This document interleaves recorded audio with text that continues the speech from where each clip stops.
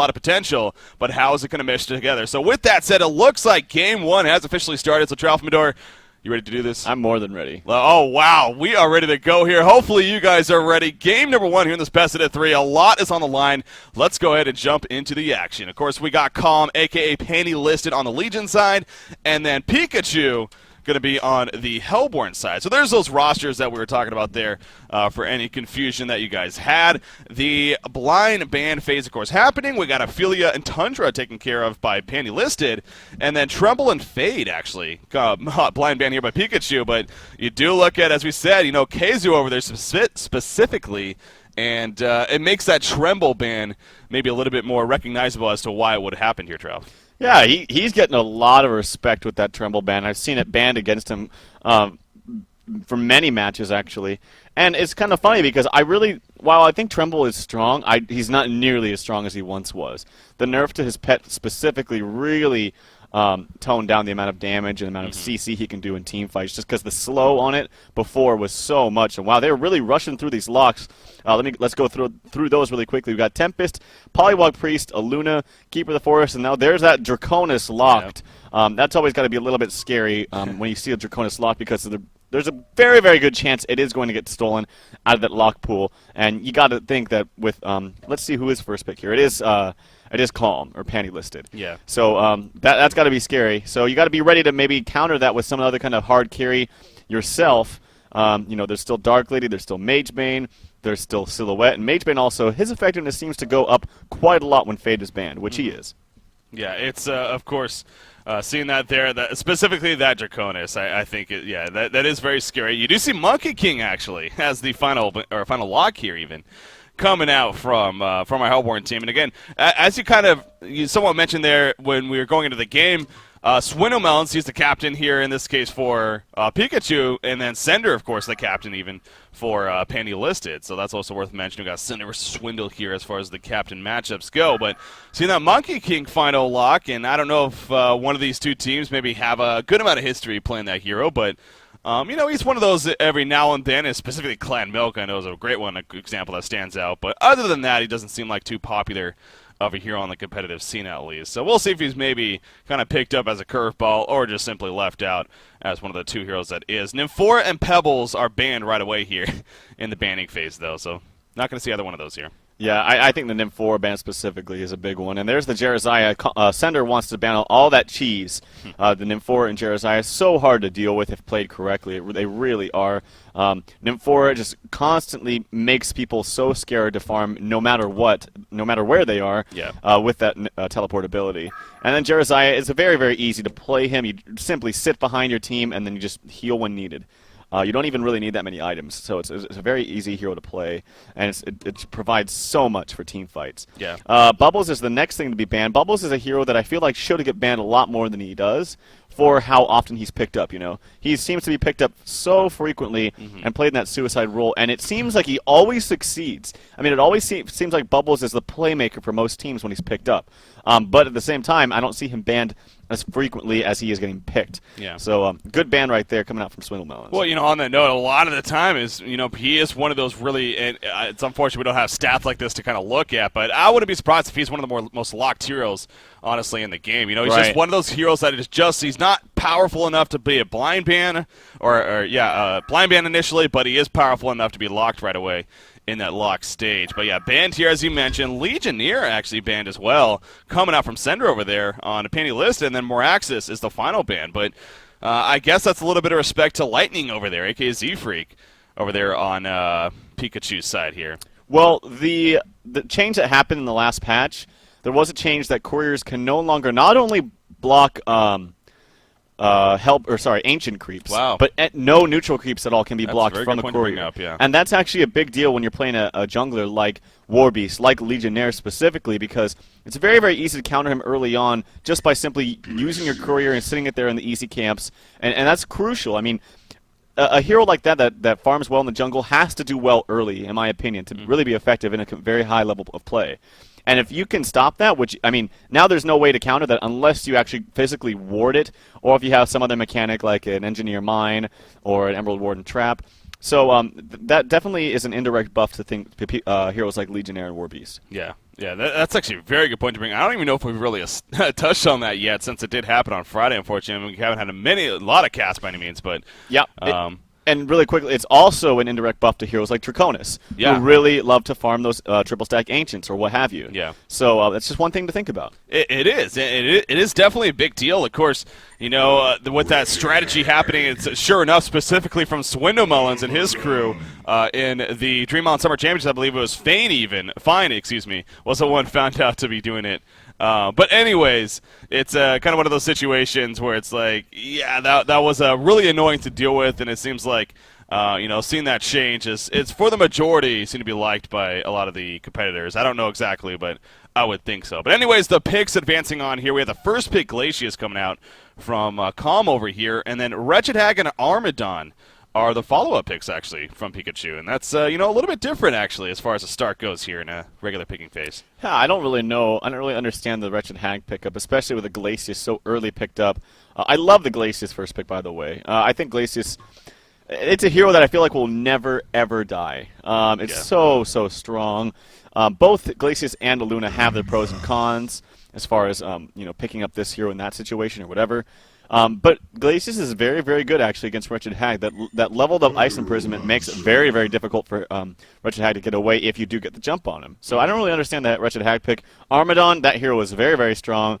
I don't know why we really saw him leave the scene, so to speak, but that hero was really strong. And now Empath and Pyromancer, lots of squishies and lots of magic intellect damage coming out from Panty List. And I love Pyro, but I fear that they have a lot of squishy. And they still decide to go for Draconis, which I think they might. I mean, I don't really see why they wouldn't. That's even Draconis, actually, in the early levels is still somewhat squishy, and they don't really have a tank. So I'm just a little bit curious to see what their strategy is here, what they're thinking. Yeah, it is going to be really interesting, actually, especially, going the Empath Glacius. You got your two supports there. Likely neither one of those are going to be in a solo role. You got Pyromancer, of course, very likely could be in the solo role. But, if they go Draconis here, you would like to, and sure enough, there we go. As Plague Rider, by the way, was a final pick over there from Pikachu. But, Draconis first picked out of the lock pool here. Perhaps a tri-lane in the making with Glacius, Empath, and Draconis. You got a Pyromancer solo, and then if they can get somebody like that Tempest, I think would be the best bet here, actually, if they can somehow manage to get him. But Pikachu, of course, they have their two picks to go from the lock pool. Might not be a good chance to get him, so we'll see. I actually think this is one of the few times I would pick Keeper over Tempest in this situation. They do go. I was thinking Poliwag Keeper, and the reason is Keeper synergizes so well with Wretched Hag. I mean, obviously so does Tempest, but I think it's just a little bit easier to get that ultimate off from Keeper. It pretty much is the entire map. I mean, you press R, it pretty much hits everything on your screen. And also it synergizes. The push synergizes very, very well with Poly. It also synergizes really, really well with Plague Rider. Not just the ultimate, but the fact that you can give so much armor to your team. I really would have preferred to see the Keeper of the Forest pick, but actually he is picked up by Calm, and now here the game has begun. Yeah, it definitely has. And again, really looking forward to getting into the game now and seeing what happens between the two teams. Again, this is a best out of 3. Game number 1 here, the DreamHoN Redemption Tournament. So much is on the line here.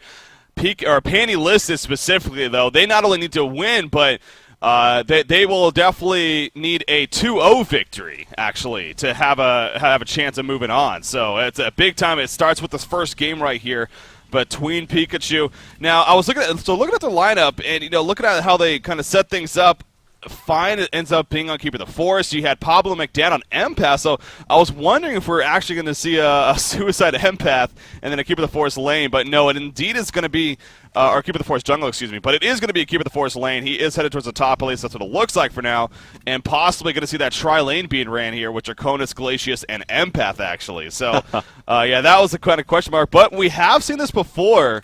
I don't know if it was fine. I don't think it was, but I know we have seen it before, actually, Keeper of the Forest in the lane, and it did fairly well from what I recall. So yeah, it did. I actually wish he would have gone for a Hatchet. I think the high damage, the high natural damage on his auto attack with a Hatchet, especially against a hero like Hag, would be very, very strong. I could actually even see him still buying a Hatchet once he gets 225 gold. Yeah. We'll just have to wait and see. But yeah, this tri-lane down here with Draconis, Empath, and Glacius, that's going to prove to be very, very strong. The only problem I have with it is that they need to get lane control. They really need to make sure they defend this pole. That is of the utmost importance because you are probably laning, in their mind, probably laning against the Plague Rider. It's just going to naturally push the lane back. Also, I didn't think about, but they do have double deny, so that's the biggest pro, I think, in picking up Tempest over Keeper here is you got that double deny between Plague and Tempest. Yeah, and that could prove to be very effective, of course, especially at this bottom lane if that's where Tempest chooses to deny, or actually isn't more towards the middle, so I guess may just deny the middle lane for Polywog Priest, and of course Plague Rider very likely just do the bottom, so have it at multiple lanes, having that deny factor come into play. But of course we're sitting in a pause here, as taken by Swindelmelons and over there for Pikachu, so hopefully not too long, and then we can get back into the game. But yeah, seeing how the lanes are setting up right here, Armadon is currently at this bottom side, and the bottom portion of the map, going to be paired up with Plague Rider, looks like, and what is apparently being set up as a tri-lane setup here, initially at least, coming out from Calm. Of course, Glacius is more towards the middle, but again, with a pause screen, it's kind of hard to get all that information out there. But do you think Armadon will have the greatest time down here? Well, it depends. Like I said, they're going to have the lane naturally pushed back with the double deny. Yeah. But if the Legion side is very, very good about making sure that their main pull doesn't get warded and they stack it and pull it immediately, they will instantly win the lane. Yeah. And then they'll have perfect lane positioning, and then Swindelmelons and crew are going to be in a bind. It's going to be very, very awkward for them. They're not going to be able to farm. So it really comes down to the supports and how well they're able to pull and control this lane. Because if they are, I mean, you got to assume they have the damage, they have the burst, and actually the wall helps. I don't know if he leveled it up. Empath has not leveled up anything yet. So I actually think the wall would do a lot of damage. I mean, just look at it. Draconis, Empath, Glacius. You're going to die if you get initiated off of that. So, yeah, they definitely have the burst potential there in the early levels. So, yep, it all comes down to the supports and being able to control this lane. Yeah, and by the way, speaking of that, we see that Draconis Empath combination. That's kind of just hitting me. But, yeah, the all-in-one on top of Draconis, he's already so powerful without a hero like Empath. But you put Empath, of course, her ultimate activated on Draconis, then just becomes even that much more powerful. So, that's scary news here for the Hellborn team. You know what? Pablo McDad is not using the new skin. I am so sad. I was kind of hoping that he would switch last second, but he did not, unfortunately. So we are not going to see the Lust skin just yet. As we did say, though, the Lust skin, it does encourage perhaps a little bit more solo play on Empath. And if you if you know what I'm talking about, no. But yeah, so unfortunately, didn't choose that skin, so we'll have to wait to another day. To see it in the competitive scene at least. But, yeah, by the way, I said this before many times. I love Empath. I think the hero is really, really strong.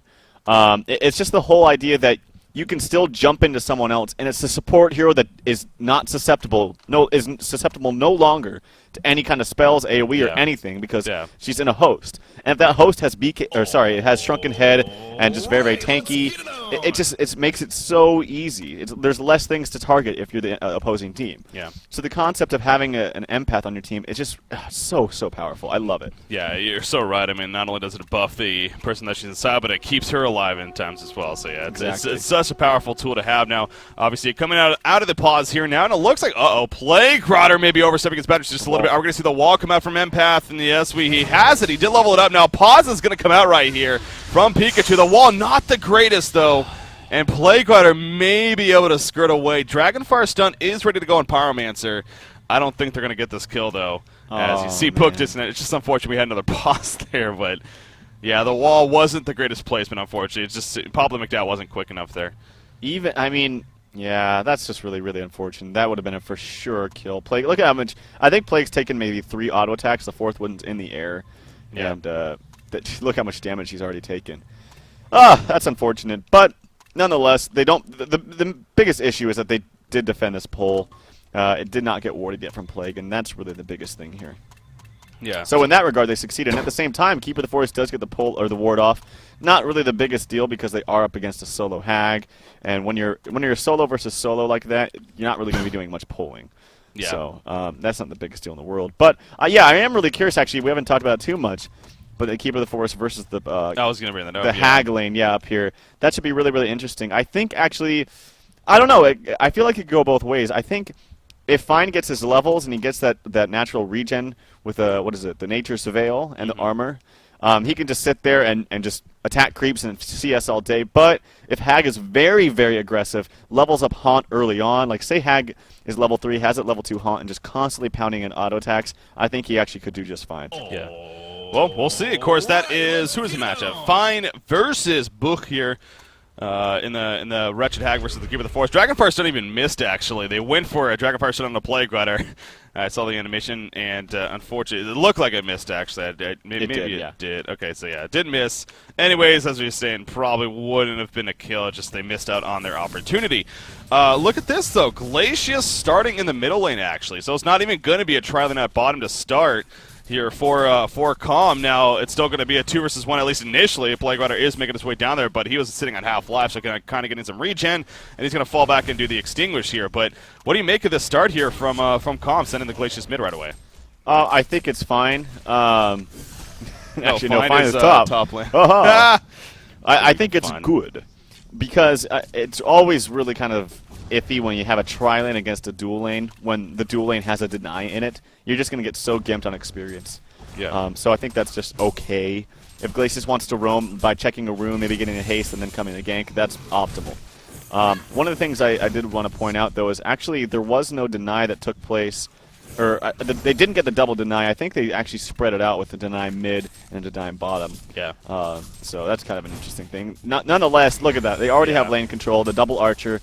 That's just the nature of, and actually good job there by Paulo McDad. That's exactly, I talked about that. That's exactly what you have to do. Is that's going to completely deny this wave, and they're going to get the lane control right back. It's going to deny the deny. That's exactly. that's what they're trying to accomplish here. But you're right. I mean, you just see the power of that deny coming out from Plague Rider specifically and how pushed up it is. But because of Pablo McDad, as you're getting at, pulling the double stack right there, I'm going to push it all the way back in favor of Draconis to continue to farm himself. So, yeah, we're going to keep a close eye on that bottom lane, especially when it comes to creep kill stats and whatnot. Draconis versus Armaton, as it really is a 2 versus 2 lane, as we referred to with Glacius being in the middle lane. They're going to go for the 2-minute rune. Unfortunately, Glacius was wrong, but fortunately for Gordop here on Polyblock Priest, he's going to bottle up the haste rune and head back mid with it. So, of course, Gordop, he's 4-0 start. Actually, not too bad considering the circumstances, but he is definitely losing to this Pyromancer. Again, with it being a 2 versus 1, not really a big surprise there. But Relo on Pyromancer, he's already off to nearly 300 gold per minute, and he just purchased his own bottle right there. So, Pyromancer, this could be a scary hero if you let him get off to a decent start. I mean, he can start snowballing pretty effectively. The early portal key and even that early level 11 compared to other heroes can be very effective. But you're right to say, as you referred to earlier with Glacius being here, that is going to nerf the experience of Pyromancer at the same time. So may not be able to rush experience as much, but he will have a decent farm here, it looks like. Yeah, and Book up here is doing a really, really good job. He's already 10-7 to a 4-1 keeper, and he still has this entire wave to farm. And he did exactly as I said. He leveled up that Haunt to level 2. He does not have any levels. Actually, action happening in the mid. I missed it. Pyromancer getting dangerously low. He does get first blooded. And actually, oh my god, Polywog is able to just escape so little life right there. Haste rune activated. So good gank there coming out from Lightning. Yeah, that was well set up, and you see the getaway at the last second for Polywog Priest, and that goes to show you how important runes can be. If it wasn't for that haste rune, Polywog Priest was very, very, very likely dead right there. So good job that it just worked out in his favor. He's able to bottle it up and eventually save himself, as well as getting the kill on a Pyromancer. So Bloodlust kill in favor of the Helper team. Actually, Tempest technically got Bloodlust kill, but anyways, you get the point. So great start here for Pikachu, though, and you can even say much needed. But you're right about this Wretched Hag being played by Book, how well he's doing here at the top lane, currently 15-10, compared to a 9-1 Keeper. Keeper's starting to recover a little bit, but it is definitely being won by Book up here, who already has an early ring of teachers, got his boots, and you just see the harassment being applied, puts on the Haunt, and forces Keeper of the Forest to use his Nature's Veil to go and Viz as well to apply the regeneration. But yeah, good harassment coming out from Book early on. Yeah, definitely. It's really making it difficult for Keeper. And right now he does have a... Oh, no, he doesn't have a Ring of the Teacher, but he does have one more Clarity, but he's going to run out of mana here once he casts this one more time, this Nature's Veil, that is. So he is going to use that Clarity, pops it. Probably going to pop this Nature's Veil once it goes... yeah, he doesn't have it anymore. So, but yeah, Book doing exactly what I wanted him to do as far as succeeding in this lane. That's applying tons of pressure, and he's actually getting a lot of CS at the same time, so he's doing a very, very good job. Mid lane, there are illusions now popped. Seems like 2 runes have spawned in favor for Gordop playing this Polywog Priest. I was going to mention, too, I found it kind of interesting that Glacius went for the top rune instead of the bottom, since usually if there's a Tempest jungling like that, it's safe to assume that they will check the rune. Now, Z-Freak actually did not check the rune. Action happening bottom, actually. I'll let you take over. Oh, Draconis trying to get away using the Blazing Fly, but he's just so slow between the Snot and the contagion coming out from Plague Rider that Draconis easily falls right there. So or Lightning, actually, in this case, he is doing a great job so far. 2 kills for the team, and, well, he not only got the Bloodlust kill, but he set up an assist right there at the bottom lane. So you were even just mentioning Lightning and, how he didn't necessarily protect that top room, but he's been doing a good job as far as moving around so far this game other than that. Yeah, I think an active Tempest is much, much better than just simply farming in the jungle all day. And that's what you really have to do as Tempest, I feel like, especially when you have a lane like Draconis. And now I did mention, actually, in speaking of, very, very good wall there by Pablo McDad, and he does get the last hit, onto Lightning. So just as we're praising Lightning, he does fall there, unfortunately. It always seems like it happens that way. Gotta stop talking about player names, but obviously that was just a great wall, as you said, by Empath. It was perfect placement. Now Armadon actually in a lot of trouble, and Armadon will fall. So it was looking so good at the bottom lane here after that kill on Draconis, but all of a sudden a turnaround happens, and Draconis is back up to be in the top farm in the game, at least on his team, really, with that Pyromancer. 280 gold per minute, just like that. That was a completely unnecessary death right there. I mean, he saw his friend and just die right there in front of him, and he just kind of sat around there.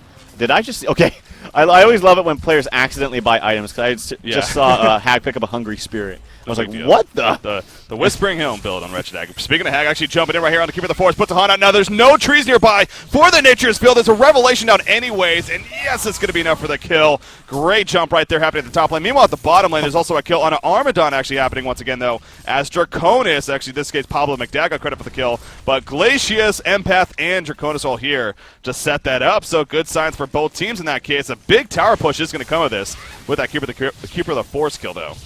Yeah, definitely. I mean, you got the split elementals right there. It's going to pump out a lot of damage. Hag is going to be the playmaker here for this Hellborn team, if any. Armadon's really not getting anything done. That was just another death. But at the same time, the composition here coming from the Legion side, I talked about this, is very, very strong. Pyromancer might have a kill here yet. I was going to say, very, very easy kill for him. It was a good job by Reload with that haste rune activated. The ultimate does so much damage early on, and Gordob had nothing he could do. So, looking good for both teams right now. There is a slight lead for the Hellborn team, about 1k gold, but you got to attribute that to the tower they just pushed. And then the experience lead is pretty much the same. Yeah, look at Keeper of the Forest, though. I mean, Ring of the Teacher and Iron Buckler. He is not having the best time here at this top lane. You got to give all the credit in the world to Book playing that Wretched Hag, as we referred to him several times in the earlier game.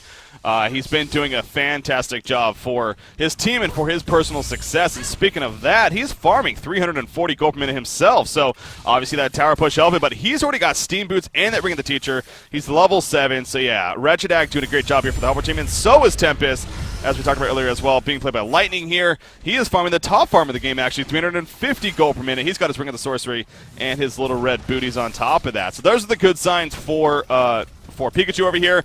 But then you got Pandy listed. You have a Pyromancer at 326, Steam Boots and Talisman of the XL, or Amity of the XL herself. And then, of course, you have a Kazu under Draconis and make it another kill, actually. Armadon trying to get away. Plague going to put the Canadian nuke out. Will it be enough? The final attacks not nearly enough, and the port's coming in. All 5 are here right now from the Hellborn team. Glacius going to try to port out. Not going to be successful, though, but Draconis will survive. So literally everyone down here for Pikachu. It did save Armadon in the end.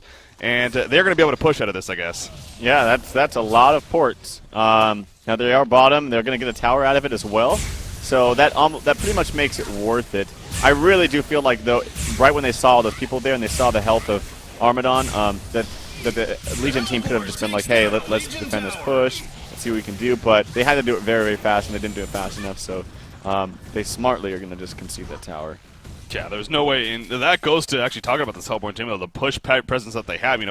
Between Tempest and Polywog Priest, there is quite a bit of that there. And Gordob, he just hit level 6, but right away using the wars to push that tower. And again, he's been struggling when it comes to farm and experience, even in this middle lane because of the matchup. But that tower kill, no doubt, helping him big time. He's now actually up to 244 gold per minute all of a sudden himself. So all across the board right now, things are looking on the up and up for Pikachu. You got Draconis, though. Now, this is, as we talk about this from time to time, it's great to push towers and everything, but there is a little bit of a downside with pushing the short lane tower here, and that now Draconis' farm could be even that much more effective here at this bottom lane because it is getting so far pushed up for him. As long as he just has the jungle warded up and can spot incoming ganks. Keep the force at the top, and in the meantime, being locked down. Can he get the Nature's Veil off? He's going to use the root right there to survive. Doesn't have mana, though, and the tower goes down, however, in favor of the Legion team, so that actually ended up working out very well for Fine right there. In the middle lane, in the meantime, Tempest gets taken out. You see Pyromancer using his Blazing Strike ultimate even to guarantee the kill right there as played by Relo. So a couple of good signs there once again happening for Calm. Wow, yeah, I didn't see the mid action because I was watching top, but that was really close. I actually saw the attack coming through the air from that siege unit, and I actually didn't think it was going to be enough. I thought it was going to hit it down to it. Actually, I'm missing some more action. Relo gets another kill, this time on Nier. So Relo having a great game right now. He's almost at the top farm in the game, but that goes to Book, who's actually 404 gold per minute. Another pause coming out right now from Relo. But, yeah, Pyromancer seems to be making some plays happen right now. I could say Pyromancer needs a little bit of a cool-off here, so going to go ahead and get the pause going. Oh, we're just full of puns today. Pyromancer, though, yeah, he's been doing a fantastic job, specifically. Relo, 3-1-0 start for him. 384 gold per minute now. How much gold does he have stated up? Yeah, nearly 1,500 gold, so looks like he is working on that portal key here as his first item of choice, which, as I stated earlier, very, very powerful item. I want to go back to Draconis, though. Draconis has been very involved. In fact, he even moved to the middle lane here to help with that kill. He poured it in initially for the kill on Tempest, but it happened quickly. He eventually got the kill, of course, on a Plague Runner as I caught him, but now he's in the jungle. As far as stacks that are happening, again, I haven't necessarily been noticing it too much. I haven't really been paying attention to it, so I'm not going to say either way. But we do see Empath right over here. She is going to stack this bottom left jungle camp here as soon as it hits 53. So there you go, and that'll at least be stacked. But again, Draconis is level 8 now. He has a level 3 Blazing Flight, the level 4 Dragon Flame. So this is kind of that dangerous point here for the Hellborn team specifically of really keeping him in check, making sure he's just not really taken off. But that also starts with Panty Listed specifically as far as making sure that the camps are stacked, including those Ancients, which right now they are not stacked actually. So you do got to keep that in mind if you're Calm here. Well, it's been difficult. I mean, it's been a kind of a volatile mid lane. Yeah. You're right, though, about the bottom lane. I really feel like if you push that tower, especially in the long lane, when you're Hellborn, that you need to have still some kind of presence there. I would be very, very aggressive. I would ward up in the jungle. I would ward up further up. And actually Relo just making plays all over. Gets a kill on Book. That's got to be a very important kill. Yeah. Book is hoarding up a lot of gold, actually. Probably had about 2,900 before he died. Yeah. And that's a huge kill right there. He does pick up an Arcana. Probably going to go for that very fast Hellflower. He's going to have it very fast. Would have had it much quicker had he not died there. Well, I don't get it. Why not purchase the Arcana? If that's what he was going for anyways, why didn't he just purchase it? I just don't. Maybe he didn't want to go that, but maybe he felt okay that kill maybe slowed him down a bit. All right, well now what would he be going for though instead of that? Maybe a Nullstone. I'm not quite sure. Okay. Nullstone would help against Glacius. I mean, I don't know. It's just when it's early game, I always cringe at. I agree with you. Saving up so much gold. I definitely agree with you, but. Yeah. Especially with an item like Arcana. Arcana is actually a very powerful item to have. That's what helps make Hellfire such a great item, is the build-up. But anyways, the defensive tower in the middle lane is going to drop right here. Fine actually going to credit. And look at that, the bottom tower goes down pretty much simultaneously. So talk about a cold swing there in favor of Panty Listed. Now all of a sudden I'm up 2,600 gold and 1,600 experience. But yeah, Relo, he's been a big factor here for this Legion team. By the way, he is not going Portal Key. He actually has enough gold now, though, but he's going for what it looks like a tablet of command. Gonna go right here on a Plague Priest. Plague Priest gets bursted out. Give it the Force with the root as well for the assistance. Nature's Spell gonna be used. The Plague was used on top of that, but Keeper of the Force is more than fine. The Plague did not even bounce a single time. He's gonna be able to pour it out right here in the face of Plague, as if he's just laughing at him as he does it. What a getaway and what a kill in the end. It seems like Panty Lister right now is getting a lot of momentum going in their favor. Definitely. And actually, Armadon's going to be in a lot of trouble. What is he doing up here? If he got Ice in person, he would have been dead for sure. That was very, very scary. Actually, Empath is here. He does get this done. But, yeah, I mean, look at this. Armadon is a very low level. He's 0-2-2. He's only level 6. I believe he has, almost Plague Rider has more experience than him. So he is just suffering here. And as an Armadon, all he has is Plate of Greaves and a Ring of the Teacher. He has no HP items. He's still sitting at 800 HP. Yeah. He is going to get demolished. Not too often you say Armadon's squishy, but yeah, he doesn't even have investments, and this is like pretty much an all magic team. Yeah, he has 15 armor. That's great, but even Draconis, you talk about this all the time. Draconis, he puts out a good amount of magic damage. He's not pure physical by any means. So you're right, that's a little bit interesting there. Empath gets a nice war trap there, and oh, the Bat Blast misses actually because of the tablet, but it doesn't matter. They get the kill anyways. Glacial Downpour in the jungle, a decent amount of damage actually happening. Glacius may fall as a result. No, he's going to back off for now. The tower, of course, taken out in favor of the helper team. Now, Keeper of the Force is not here with him. You see Wretched Egg blinking in, and Sonar Scream to take out Glacius right there to finish off that quick skirmish. So Keeper of the Force not being there, that's actually a pretty big deal. Granted, his root is on cooldown, so would not have been able to use that even if he was. So maybe that's a big reason as to why he chose not to be involved in that big fight right there. So good signs coming out for Pikachu, and definitely good kind of a little bit of momentum for them. But I wanted to bring this back up, as we saw it even used right there, but Pyromancer going the Tablet of Command for his first item choice. Is that something you agree with? I think Tablet's really, really good item here, actually. I'll get back to that before I forget. I just wanted to say that was... I really would kind of disagree with them trying to defend that push at any rate. Yeah. Like you mentioned, the Keep of the Force ultimate was down, and that's one of the things I hate seeing from teams. Is it's okay to lose towers. You don't have to feel like you need to defend every single one. And right there was a perfect example. But yeah, back to that Tablet of Command. I think it's a good pickup against Armadon, against Tempest, against especially Polywog Priest. And so I have nothing wrong with that item. And actually, oh, there goes Armadon, the ultimate from Keep of the Force, as well as all the nukes from Relo. Playing that Pyromancer does so much damage. Twiddlemelons just melts away. He does finally have a vestment, so that's actually a good job for him finally. But still doesn't matter. It seems like a little bit too late. Pyromancer is level 11. Oh, actually misses the stun onto really nothing there. Does use that Tablet Command, and actually Keep of the Force is getting gone on, but no more sentries are available. So yeah, they are going to get away scot-free. That's huge right there for Com, because not only did they get the pick on Armadon, but actually Polywog Priest. Now he needs to be careful because he does not know Keep of the Force is right here, because he's evasive.